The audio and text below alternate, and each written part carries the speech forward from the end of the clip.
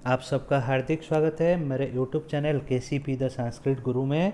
तो आज हम जिस विषय को पढ़ने जा रहे हैं वो है तुमुन प्रत्यय। तुमुन प्रत्यय संस्कृत के कृदंत प्रत्यय अंतर्गत आता है।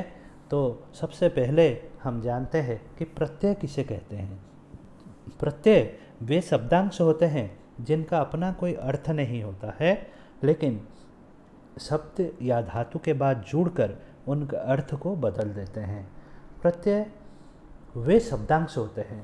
प्रत्यय को आंग्ल भाषा में सफिक्स कहा जाता है, अर्थात जो धातु या शब्द के बाद जुड़ने वाला होता है उसे प्रत्यय कहा जाता है। उनका अपना अर्थ नहीं होता है, लेकिन शब्द या धातु के बाद जुड़ने के कारण शब्द या धातु में अर्थ में बदलाव कर पाते हैं। उन शब्दांशों को हम प्रत्यय कहते हैं। प्रत्यय तीन प्रकार के होते हैं।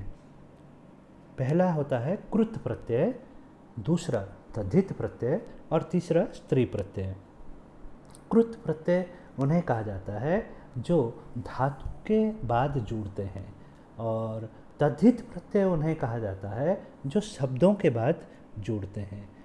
स्त्री प्रत्यय उन्हें कहा जाता है जो पुरुषवाचक शब्दों के साथ जुड़कर उन पुरुषवाचक शब्दों के स्त्रीवाचक शब्द बनाने में सहायता करते हैं। अब देखते हैं तुमुन प्रत्यय। तुमुन प्रत्यय के बारे में आपको बता दूं कि तुमुन प्रत्यय कृदंत प्रत्यय के अंतर्गत होता है, क्योंकि तुमुन प्रत्यय धातु के साथ जुड़ने वाला प्रत्यय है। तुमुन प्रत्यय का अर्थ है उद्देश्य या प्रयोजन, अर्थात तुमुन प्रत्यय का हम जब प्रयोग करते हैं उससे अर्थ आता है के लिए। तुमुन प्रत्यय से बनने वाला जो पद है उसका अर्थ आता है के लिए। अब तुमुन प्रत्यय चतुर्थी विभक्ति को समझाता है।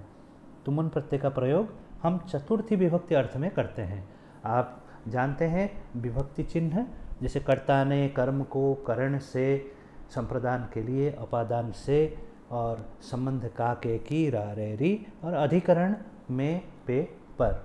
यहाँ चतुर्थी विभक्ति का अर्थ होता है संप्रदान के लिए। तो के लिए अर्थ में चतुर्थी विभक्ति में तुमुन प्रत्यय का हम प्रयोग करते हैं। तुमुन प्रत्यय से अवशेष रहता है तुम, उन कट जाता है, सिर्फ तुम रह जाता है। तुमुन प्रत्यय सेठ धातुओं के साथ जुड़ने के बाद धातु के बाद एक ई का आगमन होता है, और अनिट धातुओं के साथ जुड़ने के बाद ई का आगमन नहीं होता है। तुमुन प्रत्यय से बनने वाला जो पद होता है वो अव्यय पद होता है, इसलिए तुमुन प्रत्यय से बनने वाले पदों का लिंग, विभक्ति या वचन के अनुसार कोई परिवर्तन हम नहीं कर सकते। सबसे पहले देखते हैं तुमुन प्रत्यय चतुर्थी विभक्ति अर्थ को कैसे समझाता है। तो सबसे पहला वाक्य देखिए, महिला स्नातुम नदीम गच्छति। इस वाक्य में स्नातुम, स्ना युक्त तुमुन यहाँ पर प्रयोग किया गया है, अर्थात नहाने के लिए। स्नातुम अर्थात स्नानाय, यहाँ पर स्नानाय ये चतुर्थी विभक्ति है। चतुर्थी विभक्ति अर्थ में यहाँ पर तुमुन प्रत्यय का प्रयोग किया गया है। स्नातुम, बालकः पठितुम विद्यालयं गच्छति। बालकः पठितुम अर्थात पठनाय, पढ़ने के लिए, विद्यालयं गच्छति विद्यालय को जाता है। बालिका भोक्तुम पाकम करोति। इस वाक्य में देखिए भोक्तुम भुज प्लस तुमुन का प्रयोग हुआ है, अर्थात भोजनाय। इस अर्थ में भोजनाय इस अर्थ में प्रयोग किया गया है भोक्तुम। रामः क्रीडितुम क्रीडांगनम गच्छति। राम खेलने के लिए, खेलनाय क्रीडांगनम गच्छति। क्रीड प्लस तुमुन का प्रयोग किया गया है। अब देखिए कुछ धातु ऐसे हैं, जैसा इस धातु, ज्ञा धातु और शक धातु, इनका अगर वाक्य में प्रयोग किया गया है तो इस वाक्य में तुमुन प्रत्यय का प्रयोग होता है। सुनीता गानम गातुम शक्नोति। सुनीता गान गाने के लिए समर्थ है। क्या करने के लिए समर्थ है? गाने के लिए। तो गई प्लस तुमुन का प्रयोग किया गया है, क्योंकि वाक्य में शक धातु का प्रयोग है। रहीमः पाठम पठितुम शक्नोति। इस वाक्य में भी शक धातु का प्रयोग किया गया है, इसलिए क्या करने के लिए समर्थ है? पढ़ने के लिए।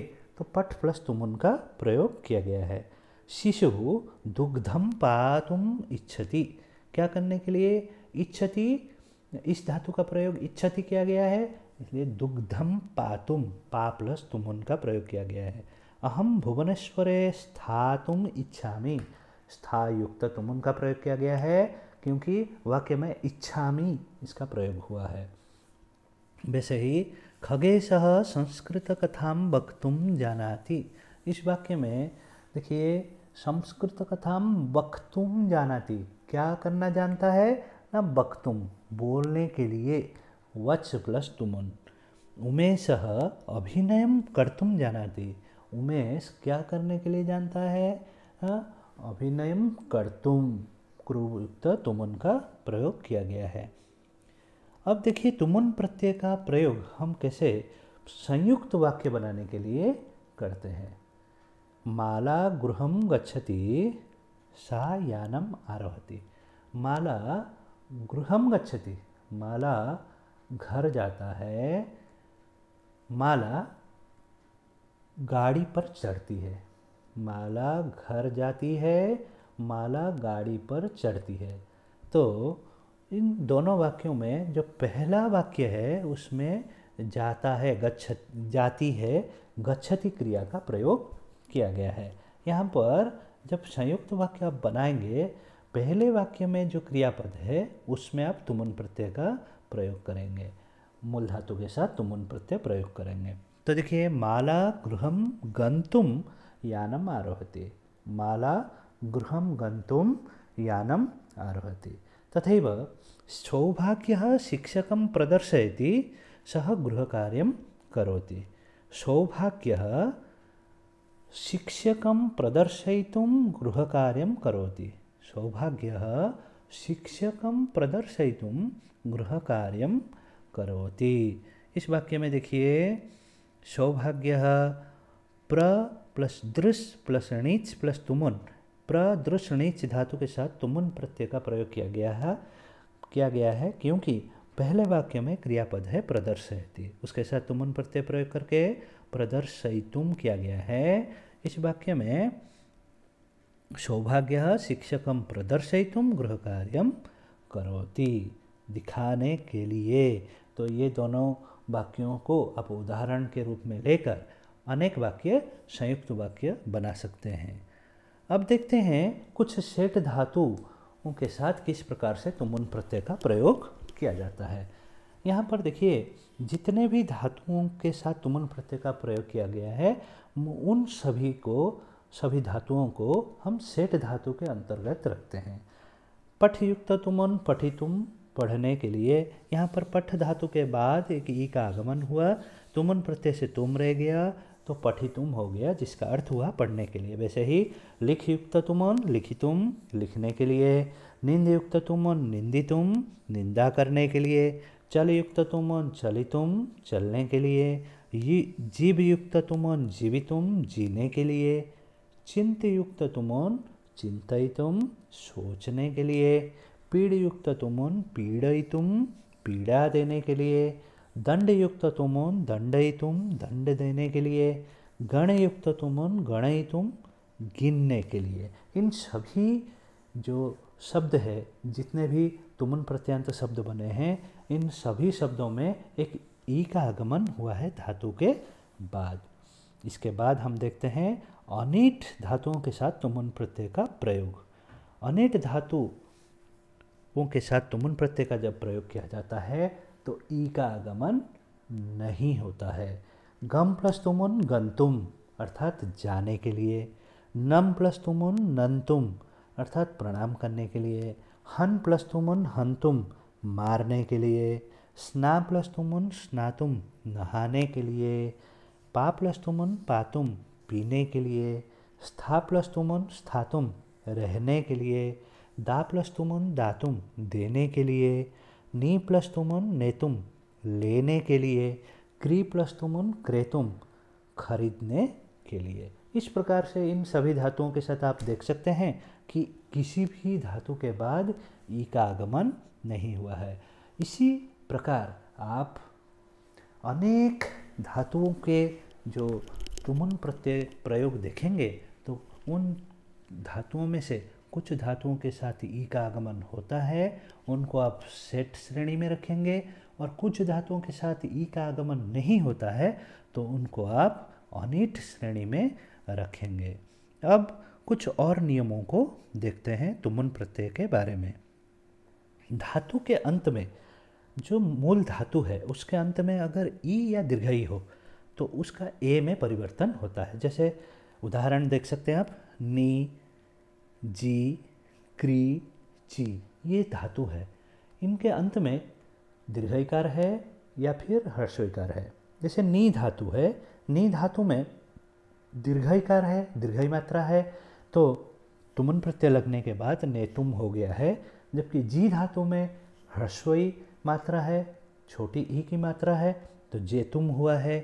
क्री धातु में दीर्घई मात्रा है, बड़ी ई की मात्रा है, इसमें क्रेतुम हुआ है। ची धातु तुमुन प्रत्यय लगने के बाद चेतुम हुआ है, तो ई या दीर्घई का ए में परिवर्तन। उसी प्रकार से ऊकार होने पर धातु के अंत में तो ओ में परिवर्तन होता है। जैसे स्तु प्लस तुमुन स्तोतुम, श्रु प्लस तुमुन श्रोतुम। अभी देखते हैं और कुछ नियम। धातु के अंत में ऋकार होने पर और में परिवर्तन, यथा क्रू धातु, क्रू धातु में ऋक मात्रा है क्र, तो क्री प्लस तुमुन यहाँ पर कर्तुम हुआ है। वैसे ही ह्री प्लस तुमुन हर्तुम, त्र प्लस तुमुन तर्तुम, स्मृ प्लस तुमुन स्मर्तुम, ध्री प्लस तुमुन धर्तुम। इस तरह से आप देख सकते हैं री की मात्रा होने पर और में परिवर्तन होता है। आप सभी का इस वीडियो को देखने के लिए धन्यवाद। मैं हूँ कैलाश चंद्र पंडा, प्रशिक्षित स्नातक संस्कृत शिक्षक, केंद्रीय विद्यालय संगठन। तो आपको अगर मेरा वीडियो पसंद आया तो आप सबको रिक्वेस्ट है कि मेरे चैनल को सब्सक्राइब करिए। धन्यवाद।